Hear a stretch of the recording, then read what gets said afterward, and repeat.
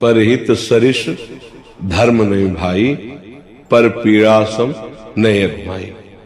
यदि हमारे द्वारा दूसरों को सुख प्राप्त होता है, चाहे वो परिवार के हो, चाहे समाज के हो, चाहे राष्ट्र के हो, तो हम सफल जीवन मानो, सफल जीवन है हमारा। यदि हमारे द्वारा पाप कर्म होने लगे, दूसरों को दुख पहुंचने लगा, दूसरों का शोषण होने लगा, तो हमारा जीवन निरर्थक हो गया। समझ पा रहे? अब दूसरों को सुख देने की योग्यता आनी चाहिए, अंदर क्षमता आनी चाहिए। जो हमारा अपमान करे, जो हमारी निंदा करे, हम उसको भी सुख दे सकें, इतनी हम में क्षमता हुई मानव जीवन की सफलता है। वो क्षमता आती भगवान के आश्रय और भजन से।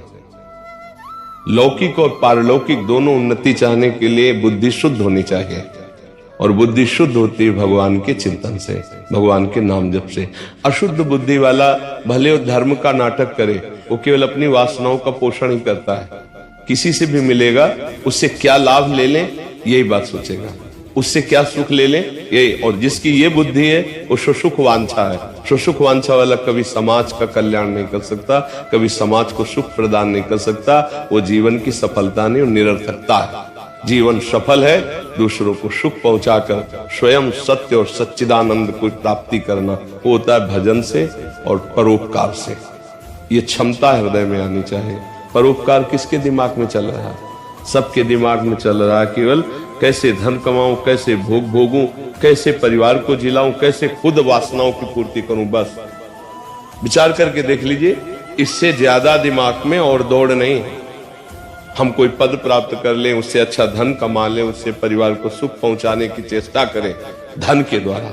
अपने परिवार को केवल सुख पहुंचाने की चेष्टा की भावना, अपने शरीर को सुख पहुंचाने की चेष्टा की भावना, ये अधर्म में उतार देती है। जैसे एक दूध बेचने वाला है, अपने परिवार के सुख के लिए वो केमिकल मिलाकर के दूध बना रहा है, और वो भारी संख्या में दूध को बेच रहा है, जिससे हजारों लाखों बच्चे पिएंगे।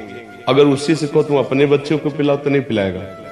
अब वो केवल अर्थ की प्रधानता के लिए जानबूझकर ऐसा आहार बेच रहा है जिससे कैंसर की वृद्धि हो, जिससे आंतें खराब हो, जिससे शरीर अस्वस्थ हो। अब वो क्या सफल है? खूब धन कमा रहा है, क्या समाज में उसे सफल व्यक्ति माना जाएगा? विचार कीजिए। एक आदमी है जो अपने धर्म से चलता है लेकिन गरीब है, लेकिन वो किसी का अहित नहीं करता, किसी का मंगल नहीं करता है, उसका सफल जीवन माना जाएगा। आज हम सफलता धन से, अच्छा मकान बना लिया, बढ़िया गाड़ी लिया, चाहे वो अधर्म पूर्वक हो, लेकिन उसके आचरण, उसका व्यापार या उसका कर्तव्य वो उसके साथ बिल्कुल विपरीत चल रहा है। वो अपने कर्तव्य का पालन नहीं कर रहा, अधर्म आचरण कर रहा है और दुर्गति को प्राप्त होगा। तो क्या आप उसे सफल जीवन कह सकते हैं? जो अधर्माचरण, आप विचार कीजिए कितना कितना मतलब दर्दनाक विषय है कि जिनसे हम हाथ धो करके भी कई बार धोना चाहेंगे, ऐसे पदार्थ दूध में मिलाए जाते हैं। मतलब ऐसे पदार्थ दूध वो बिल्कुल वो मतलब जहर समझो ऐसा। अब वो दूध ऐसी पवित्र वस्तु है कि अब सब जो फ्लैटों में रह रहे हैं, मकानों में रहे, गाय तो सब पाल नहीं सकते फ्लैट में, अब वो दूध लेंगे ही ना। अब वो दूध कितना नुकसान करेगा। ऐसे ही आपके अंगूर देखने में चिकने और स्वादिष्ट हो, इसलिए केमिकल, इतना बड़ा हौद बना केमिकल का, और उसमें डूबो डूबो कर अंगूर रख रहे। अब वो अंगूर जो खाएगा वो बीमार पड़ेगा। ऐसे हरी सब्जियां, ऐसे से केमिकल। अब ये क्या उन्नति हो रही समाज की? हमारे समाज की अवनति हो रही है। आज उन्नति पाए मानी जा रही है केवल अपनी वासनाओं की पूर्ति की। इसे समाज की उन्नति नहीं कहते। धन दे करके किसी भी प्रकार से पद में पहुंच जाना और पद का दुरुपयोग कर देना, इसे उन्नति नहीं कहते। धर्म पूर्वक दूसरों का सुख देखते हुए जो चलता है उसे उन्नति कहते। पर इस उन्नति को संसार नहीं मानता, इस उन्नति को भगवान और भगवान के निज जन मानते हैं। तो ऐसी उन्नति कौन चाहता है?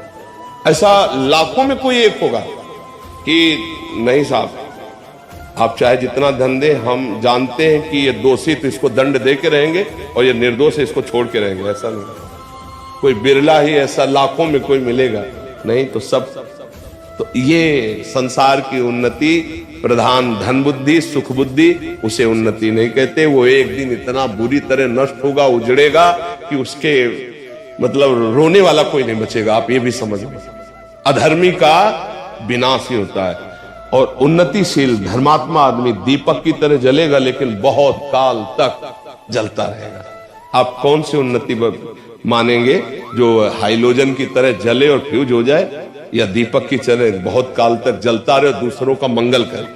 दीपक वाला। हाँ, इसी उन्नति की तरफ बढ़ना चाहिए। और इसी उन्नति को बढ़ाने के लिए ये प्रवचन होता है, ये शास्त्र है, जो संत जन वास्तविक भगवान के मार्ग में, वो इसी बात को समझाना चाहते हैं। महाराज जी, जैसे आपने बोला ना कि जो धर्मशील व्यक्ति होता है कि दीपक की तरह चलता है, बट क्या आजकल सबको जल्दी जल्दी चाहिए महाराज जी? आप बिल्कुल सही बात कहे महाराज जी कि जल्दी जल्दी चाहिए, और धन और सफल मतलब बड़ा आदमी, गाड़ी को जल्दी नष्ट भी हो जाएगा ना, जल्दी जल्दी बढ़ाओ, जल्दी जल्दी नष्ट भी हो जाएगा ना। तो नष्ट भी, अगर आपको ये परिणाम लग रहा है, जो बहुत जल्दी धनी बनना चाहता है वो बहुत गंदे कामों में उतर जाता है। हाँ, मतलब आप जितने भी गंदे कामों में हिम्मत होती उतरने की, वो बहुत जल्दी धनी बनने के लिए होती है।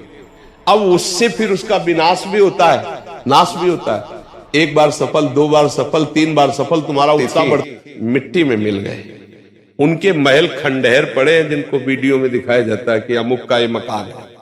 इससे शिक्षा लेनी चाहिए, थोड़ा धर्म से चलो, दूसरों का खून मत बहाओ, दूसरों का खून मत जलाओ। ऐसा मत करो कि वो गरीब है, असमर्थ है, तो आ भर करके तुम्हारी तरफ देके मिट जाएगा आदमी, मिट जाए। ऐसा ना समझो कि कोई देखने वाला नहीं, ईश्वर है। ऐसी जगह मारा जाता है कि रोने को नहीं मिलता है। ध्यान रखना, अधर्मी को ऐसी जगह पिटाई होती है कि उसको फिर आंसू पोंछने वाला नहीं होता। ये पक्की बात बच्चा, आज नहीं तो कल जो चमके हैं अधर्म से, वो ऐसा बुझेंगे कि देख लो। देखा है, हाँ देखा है बच्चा, ये हमने जीवन में कई देखा है, और आप लोग भी इस विषय को देख रहे हैं। तो हमारी प्रार्थना है कि उन्नति, धर्मशील, धर्म युक्त जीवन, उसको उन्नति मानो। बहुत जल्दी धनी बनने के लिए पाप कर्म मत करो, नहीं तो नष्ट हो जाओगे, बहुत जल्दी नष्ट हो जाओगे। इसलिए बहुत कठिन बच्चा, उन्नति का स्वरूप है बस एक चौपाई में जो हमने कहा, परहित सरिस धर्म नहीं भाई, और पर पीड़ा सम नहीं अगमाई। अगर हम दूसरों को सुख